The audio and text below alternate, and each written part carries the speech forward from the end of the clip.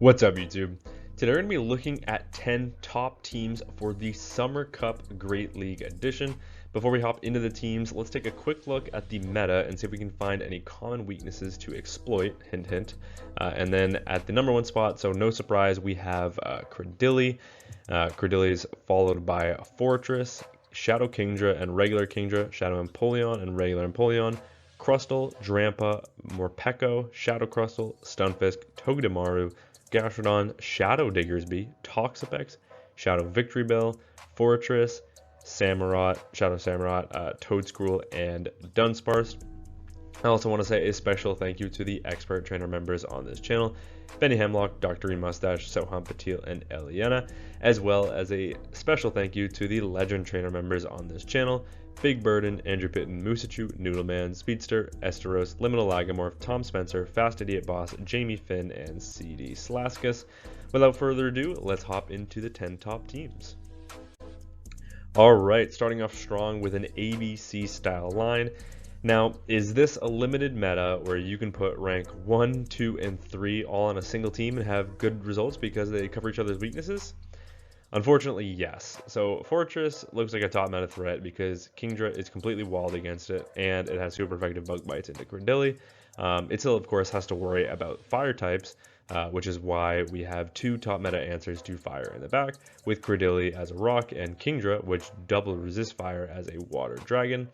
There's a good amount of fast move pressure on this team as well, and you have some artificial bulking with Rock Tomb. Not that this team isn't already pretty bulky with Fortress and Credilli, but that's just why this team is so strong. Expect to see these three absolutely everywhere. And maybe Kingdra moves back to Octazooka. I mean, Octazooka is not a great move, but at least it has neutral coverage into Fortress. And Swift is also resisted on Credilli, so I'm not really sure. Maybe we'll see a move to Octazooka, maybe we won't. But I'm very excited to try all three of these Pokemon out, to be honest. Next up is a team that we're going to look at that is focused around the core between Empoleon and Toedscruel in an ABC style line. So if we first take a look at what their weaknesses are, Toedscruel is weak to Bug, Ice, Flying, and Fire. And then Empoleon, as a Water Steel, resists all of those except for Fire, which is neutral because it's super effective on Steel but resistant on Water. But of course, it has super effective, hard-hitting Hydro Cannon every 10 turns for those fire types. And then Empoleon is weak to Electric, Fighting, and Ground. And Toedscruel triple resist Electric and single resist Ground. And there are virtually no fighters ranked in the top 100 for this cup. So we'll kind of get to that later. But in other words, this core is nearly perfect, and Dunsparce simply acts as a great safe swap that covers the majority of Toedscruel's weaknesses as well. To be honest, if I had a Toedscruel, this is the team I would be running, if that tells you anything. So, very solid team here. Next up, we're going to take a look at some potential core breakers together on a single team in an ABC style line. Ferrothorn is actually pretty low ranked for this cup. However, defensively, it walls both Credilli and Kingdra, which is two of the top 3 ranked Pokemon for this cup. And of course, it has neutral Bullet Seed and Power Up into both of those. So a very strong core breaker there. And then of course, to cover its double weakness to fire, we have 2 answers to fire in the back with newly buffed Ember Magcargo, which also covers flyers, which Ferrothorn kind of struggles with. And then as well as newly buffed Dragon Breath Shadow Gyarados, which just looks like a very neutral Pokemon in this cup. Gyarados also covers the fighting weakness as a flyer itself.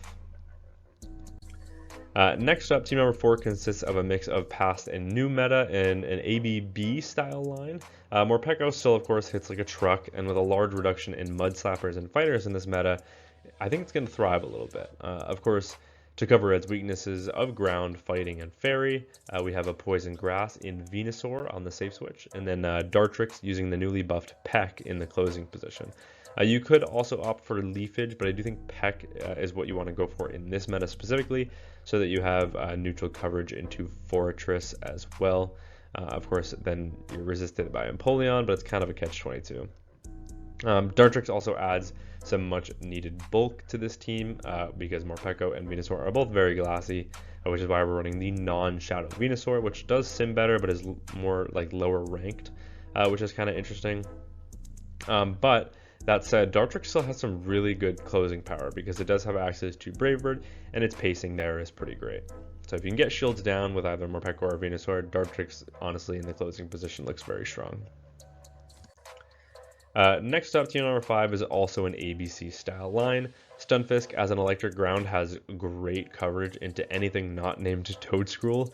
It's weak to ground, water, grass, and ice, so a lot of weaknesses you need to cover, but you can actually cover pretty much all of those with Araquanid on the save swap. So Araquanid as a water bug, of course, resists ice, it resists ground, it resists water, and it's only neutral in the grass, but it has super effective fast move pressure in the grass with bug bites.